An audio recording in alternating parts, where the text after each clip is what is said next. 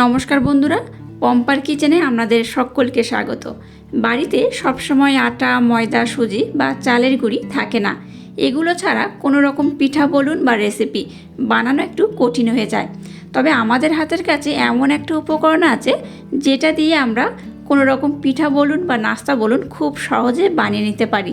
আর পিঠা বলুন বা নাস্তা খেতে হয় দুর্দান্ত। ভাবছেন কোন উপকরণ? তাহলে চলুন দেখে নেওয়া যাক আজকের এই রেসিপিটি। আজকে রেসিপিটা বানানোর জন্য দেখুন, প্রথমে একটা আমি ডিম নিয়ে নিয়েছি। ডিমটাকে প্রথমে আমি ফাটিয়ে নেব। ডিমের মধ্যে দিয়ে দেবো সামান্য পরিমাণে লবণ, দিয়ে দেবো ব্লেন্ড করে রাখা 1 চামচ চিনি। চিনি কিন্তু খুব বেশি দেওয়ার দরকার নেই, অল্প করে দিলেই হবে। এবার এই তিনটে উপকরণকে আমি খুব ভালোভাবে ব্লেন্ড করে নেব। এটাকে কিন্তু খুব ভালোভাবে ব্লেন্ড করবেন। এটা যত ভালোভাবে ব্লেন্ড করবেন আজকের রেসিপিটা ততটাই দুর্দান্ত হবে। আচ্ছা, মিষ্টির পরিমাণটা আপনারা আপনাদের পছন্দ মতো দিতে পারেন। যদি মিষ্টির পরিমাণ একটু বেশি খেতে পছন্দ করেন তাহলে মিষ্টির পরিমাণটা একটু বেশি দেবেন, নতুবা একটু হালকা রাখলেও হবে। দেখুন, ডিমটাকে আমি 5 থেকে 10 মিনিট খুব ভালোভাবে ব্লেন্ড করে নিয়েছি। এবার দেখুন, এখানে আমি 4 চামচের মতো টক দই নিয়ে নিয়েছি। দেখুন, এইরকম টক দইটাকে আমি খুব ভালোভাবে ব্লেন্ড করে নিয়েছি। টক দইটাকে এর মধ্যে আমি দিয়ে দেবো। যদি আপনাদের হাতের কাছে টক দই না থাকে তাহলে কিন্তু নাও ব্যবহার করতে পারেন, তবে টক দই ব্যবহার করলে কিন্তু এই রেসিপিটার টেস্ট দুর্দান্ত হয়। আবার এটাকে আমি 5 থেকে 10 মিনিট খুব ভালোভাবে ব্লেন্ড করে নেব। এবার আমি নিয়ে নিয়েছি এই বাটি প্রায় 1 বাটি আতপ চাল। দেখুন, এখানে আমি আতপ চালটাকে কিন্তু শুকনো অবস্থায় রেখেছি, এটাকে ভিজোইনি। তো আপনাদের হাতের কাছে আটা, ময়দা, চালের গুঁড়ি যদি না থাকে এখানে আপনারা নর্মাল র চাল ব্যবহার করতে পারেন। তো এখানে আমি আতপ চাল ব্যবহার করছি। আতপ চাল ব্যবহার করলে কিন্তু এই রেসিপিটার টেস্ট দুর্দান্ত হয়। আর আপনাদের হাতের কাছে আতপ চাল না থাকলে যে চালে আমরা নর্মাল ভাত খাই সেই চালও কিন্তু আপনারা ব্যবহার করতে পারেন। তো যাই হোক, এবার এটাকে আমি খুব ভালোভাবে ব্লেন্ড করে নেব।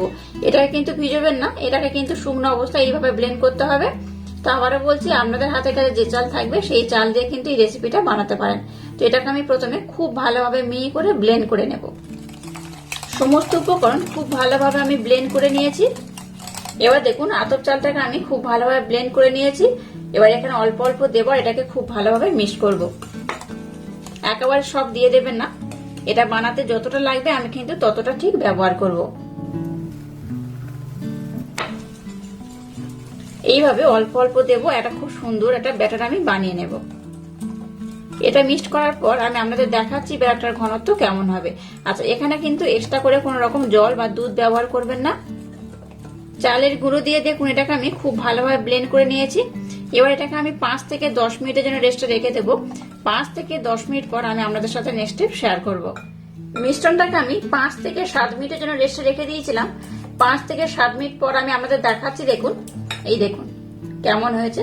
এইরকমই ঘনত্ব হবে, খুব বেশি ঘন বা খুব বেশি আবার পাতলা করবেন না, তাহলে কিন্তু এই যে রেসিপিটা বানাবো খুব একটা টেস্টি হবে না। তো যাই হোক, মিশ্রণটা কিন্তু এইরকমই হয়েছে। আচ্ছা, আপনারা চাইলে কিন্তু এখানে মিল্ক পাউডার মানে গুঁড়ো দুধও ব্যবহার করতে পারেন, তাতে করে কিন্তু এই রেসিপির টেস্টটা কিন্তু দ্বিগুণ বেড়ে যায়। এবার দেখুন, এখানে আমি এলাচ পাউডার দিয়ে দেবো। যেহেতু এখানে আমি ডিম ব্যবহার করেছি তাই একটু এলাচ পাউডার দিলে কি হবে, এর স্মেলটা কিন্তু দুর্দান্ত হবে। এই চামচের হাফ চামচ দিয়ে দেবো বেকিং পাউডার। যতটা বেকিং পাউডার দিয়েছি তার ঠিক অর্ধেকটা দিয়ে দেবো বেকিং সোডা। এবার এখানে আমি একদম সামান্য পরিমাণে জল ব্যবহার করব। আবার সমস্ত উপকরণ একবার আমি খুব ভালোভাবে ব্লেন্ড করে নেব। বেকিং পাউডার, বেকিং সোডা দেওয়ার পর এটাকে খুব সময় ধরে কিন্তু ব্লেন্ড করবেন না, একটু আলতো হাতে এইভাবে নাড়াচাড়া করে ব্লেন্ড করে নিলেই হবে। আজকের রেসিপিটা বানানোর জন্য দেখুন ব্যাটারটা আমার একদম রেডি হয়ে গেছে, আর ঘনত্বটা এইরকমই হবে। চিনির শিরাটা দেখুন কেমন হয়েছে, এইরকমই হয়েছে। এটাকে কিন্তু আরেকটু ঘন হতে হবে, তাই চিনির শিরাটা ততক্ষণ ফুটতে থাকুক, ততক্ষণ আমি কিন্তু রেসিপিটা বানিয়ে নেব। এবার দেখুন, গ্যাসটাকে জেলে দিয়ে একটা ফ্রাই প্যান বসিয়ে দিয়েছি। ফ্রাই প্যানটাকে একটু হালকা গরম করে নিয়েছি। এবার এর মধ্যে দিয়ে দেবো একদম সামান্য পরিমাণে তেল। তেলটাকে ফ্রাই প্যানের চারধারে খুব ভালোভাবে আমি লাগিয়ে দেব। আর তেলটা দেওয়ার পর ফ্রাই প্যানটাকেও আমি তেল সমেত একটু ভালোভাবে গরম করে নেব।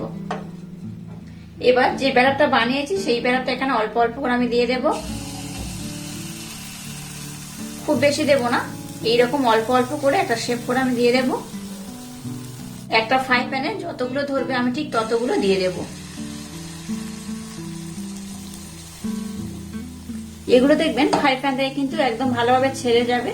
তো এগুলো ছেড়ে গেলে কিন্তু আমি একটু সরিয়ে সরিয়ে দিয়ে দেব, যাতে আমি ফ্রাই প্যানটা ভরে আমি দিতে পারি। এইগুলো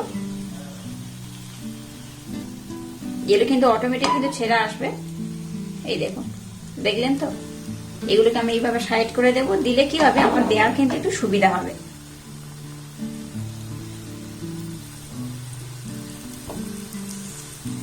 আর গ্যাসের ফ্লেমটাকে অবশ্য লো রাখবেন। আবার একটা আমি দিয়ে দেব।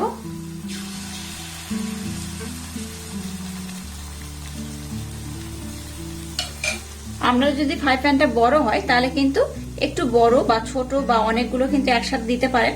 ফ্রাই প্যানটা একটু ছোট বলে আমি এইভাবে দিয়ে দিচ্ছি। আর এগুলো দেখুন কত জালিদার হয়েছে আর কত সুন্দর হয়েছে, দেখুন দেখতেই পাচ্ছেন। আমি কিন্তু এইভাবে করতে করতে এগুলোকে উল্টে পাল্টে বানিয়ে নেব। এই দেখুন কত সুন্দর কালার এসছে, দেখুন দেখতেই পাচ্ছেন। আবার এটাকে আমি সরিয়ে দেব। এইভাবে সবগুলোকে আমি খুব সুন্দর করে বানিয়ে নেব।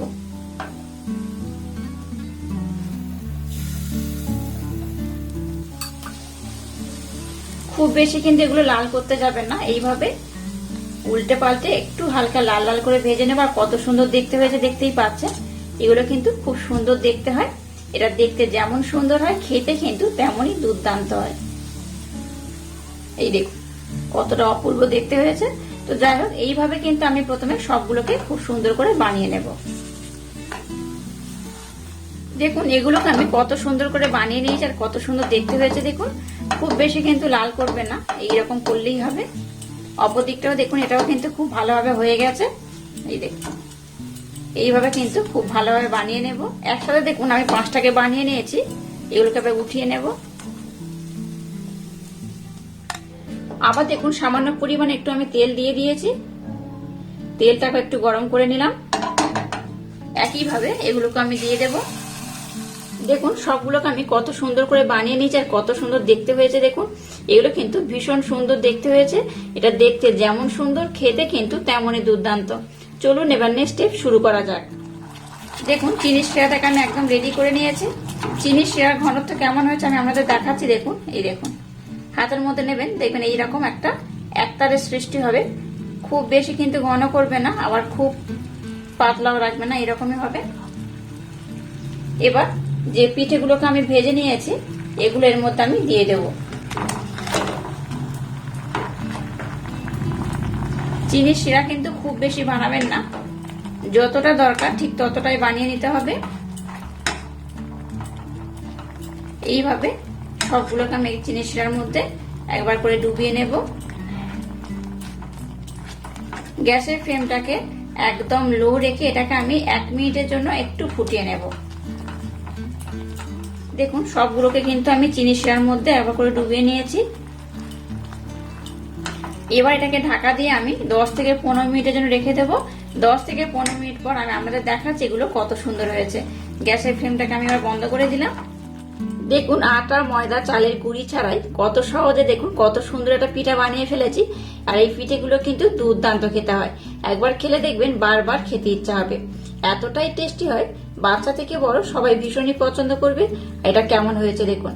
চিনির শিরার মধ্যে যেহেতু আমি দিয়েছিলাম একদম কিন্তু চিনির শিরা কিন্তু এর মধ্যে খুব ভালোভাবে অ্যাবজর্ব হয়ে গিয়েছে, দেখতেই পাচ্ছেন। খুব সুন্দর খেতে হয়, অসম্ভব সুন্দর খেতে হয়। দেখতে যেমন সুন্দর খেতে তেমনই দুর্দান্ত। আজকের এই ইউনিক স্টাইলের রেসিপিটা যদি আপনাদের ভালো লাগে তাহলে চ্যানেলটাকে লাইক শেয়ার কমেন্ট এবং সাবস্ক্রাইব করবেন আর পাশে থাকা বেল আইকনটা প্রেস করে দেবেন। তাহলে টাটা, আবার দেখা হচ্ছে নতুন কোনো রেসিপি নিয়ে।